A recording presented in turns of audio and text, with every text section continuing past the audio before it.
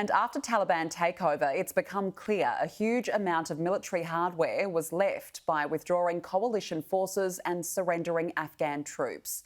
So, what has the Taliban acquired, and what does it mean for the future of Afghanistan? Members entered the former US military section of the airport just hours after the withdrawal. These fighters, members of the elite Badri 313 unit, can be seen inspecting CH-46 Sea Knight helicopters. This is one of 3 hangars in the military zone of the airport. A video filmed later on the north side shows an MD-530 helicopter. It's one of 43 kept in Afghanistan by the Afghan Air Force. Next to it, a light plane supplied to the Afghan Air Force by the Americans. The US Department for Defense has spent nearly $1.8 billion on building, training and equipping the Afghan Air Force since 2019. Wow. The figure spent across 20 years is far greater. But while images of Taliban fighters surrounded by sophisticated planes and helicopters is a concern, the reality could be quite different. The head of US Central Command has said that all 73 aircraft at Kabul airport were made unusable by the Americans.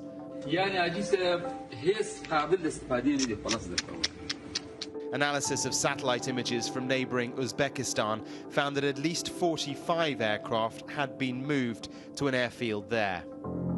21 light attack aircraft and tens of helicopters, including Black Hawks, can be seen on the tarmac in Uzbekistan.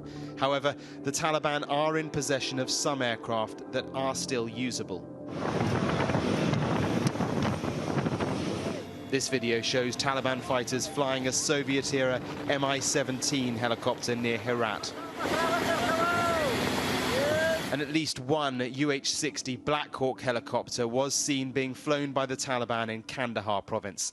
The Afghan Air Force had 33 of these iconic American choppers in Afghanistan at the end of June. What really alarms me, I think, and what alarms a lot of Afghans now, is the potential that you have a Black Hawk helicopter being brought to bear on a village, potentially, say, of Hazaras, a community that they targeted in the 1990s, in acts of violence that the Hazaras regard as genocide. So that balance, I think, their capacity to rule Afghanistan more completely in a more brutal way actually is a major concern. And it's not just aircraft. Countless videos of the Taliban seizing huge caches of weapons have circulated in recent months as they swept across Afghanistan. With the AK-47, the Taliban managed to defeat the world's most powerful military alliance in the United States and NATO. And they did that largely with, small arms. Sky's Alex Crawford met members of the Taliban. Whoa. She was shown a haul of 900 guns and dozens of vehicles from a deserted Afghan army base in Wardak province. Thousands of US Humvees are also thought to have been seized by the group, but just like the aircraft, some have been taken across the border and out of the Taliban's hands. This video shows a convoy of Afghan forces in American Humvees heading into Iran. This military hardware will bolster the Taliban's capabilities, but they've also been left equally dangerous information. Handheld devices used by the US Army to collect biometric data on Afghans working with them are also said to have fallen into Taliban hands. This information could be used to track those down who have worked with Western forces.